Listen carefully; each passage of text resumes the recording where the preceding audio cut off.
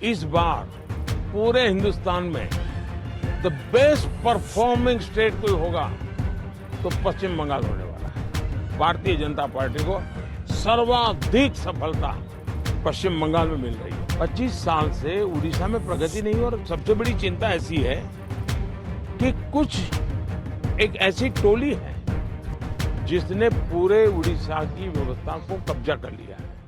PM Modi का विपक्ष को करारा जवाब। बंगाल और उड़ीसा पर क्या बोले पीएम मोदी? चुनाव के अंतिम चरण से पहले पीएम नरेंद्र मोदी ने एक बार फिर विपक्षी दलों पर जोरदार हमला बोला है।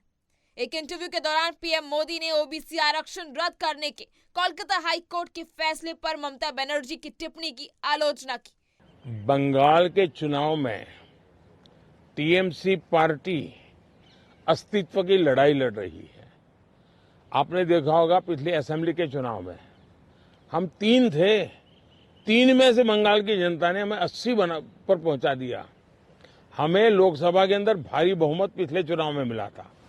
इस बार पूरे हिंदुस्तान में द बेस्ट परफॉर्मिंग स्टेट कोई होगा तो पश्चिम बंगाल होने वाला है। भारतीय जनता पार्टी को सर्वाधिक सफलता पश्चिम बंगाल में मिल रही है, और पश्चिम बंगाल का चुनाव एक तरफा है।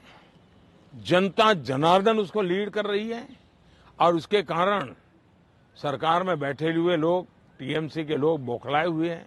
लगातार हत्याएं हो रहे हैं, हमले हो रहे हैं।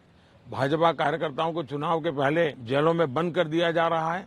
ये सारे जुल्मों के बावजूद भी मतदान भी जनता ज्यादा कर रही है और वोट भी ज्यादा हो रहा है। पीएम ने दावा किया कि ओडिशा में इस बार बीजेपी की सरकार बनेगी। उन्होंने दिल्ली के सीएम अरविंद केजरीवाल की राजनीति पर भी तंज कसे। बता दें कि पीएम मोदी ने ओडिशा को लेकर भी बड़े दावे किए। पीएम मोदी ने कहा कि दुर्भाग्यपूर्ण बात यह है कि वोट बैंक की राजनीति के लिए अब टीएमसी न्यायपालिका का भी दुरुपयोग कर रही है। बता दें कि बंगाल में 6 चरणों के बाद 33 सीटों पर मतदान हो गया। अब अंतिम चरण में 9 सीटों पर वोटिंग होनी।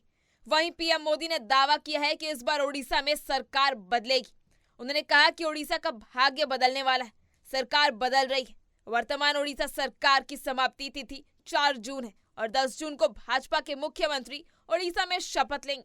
बता दें कि ओडिशा में लोकसभा चुनाव के साथ ही विधानसभा चुनाव भी हुए थे। 146 सदस्यों वाली विधानसभा में बहुमत के लिए 74 सीट जीतना जरूरी है। चलिए आपको सुनाते हैं आखिर पीएम मोदी ने इस पर क्या कुछ कहा है। हिंदुस्तान के सभी राजनीतिक दलों के नेताओं के साथ हमारे संबंध अच्छे ही हैं, और लोकतंत्र में हमारी दुश्मनी नहीं होती है। संबंध अच्छे होने ही चाहिए। अब सवाल ये है कि मैं मेरे संबंधों को संभालूं कि उड़ीसा के भाग्य की चिंता करूं। तब मैंने रास्ता चुना कि मैं उड़ीसा के उज्जवल भविष्य के लिए अपने आप को खपा दूंगा। उसके लिए मेरे संबंधों को मुझे अगर बलि चढ़ाना पड़ेगा तो मैं उड़ीसा की भलाई के लिए बलि चढ़ाऊंगा, और चुनाव के बाद मैं कन्विंस करूंगा हर एक को कि भाई मुझे किसी की दुश्मनी नहीं है। लेकिन 25 साल से उड़ीसा में प्रगति नहीं, और सबसे बड़ी चिंता ऐसी है कि कुछ एक ऐसी टोली है जिसने पूरे उड़ीसा की व्यवस्था को कब्जा कर लिया है। ऐसा लगता है पूरी व्यवस्था को बंधक बना दिया है, और जब इतना बंधक बना दिया है तो बहुत स्वाभाविक है कि उड़ीसा अगर उस बंधनों से बाहर आएगा तो उड़ीसा खिलेगा। उड़ीसा की अस्मिता का सवाल है। इतने प्राकृतिक संसाधन है उड़ीसा के पास। एक समृद्ध राज्य के गरीब लोग देख करके दुख होता है। हिंदुस्तान के समृद्ध राज्यों में उड़ीसा है। इतनी प्राकृतिक संपदा है, और हिंदुस्तान के गरीब लोगों के राज्य में भी उड़ीसा है। तो इसके लिए सरकार जिम्मेवार है, और इसलिए उड़ीसा के लोगों को उनका हक मिलना चाहिए। उड़ीसा को उसकी अस्मिता मिलनी चाहिए। उड़ीसा का भाग्य बदलने वाला है। सरकार बदल रही है। मैंने कहा है कि उड़ीसा की वर्तमान सरकार की एक्सपायरी डेट 4 जून है, और 10 जून को बीजेपी का मुख्यमंत्री उड़ीसा में शपथ लेगा। तो ये थे पीएम मोदी के बंगाल और उड़ीसा को लेकर बड़े दावे। अब देखना ये होगा कि पीएम मोदी के ये दावे कितने सही साबित होते।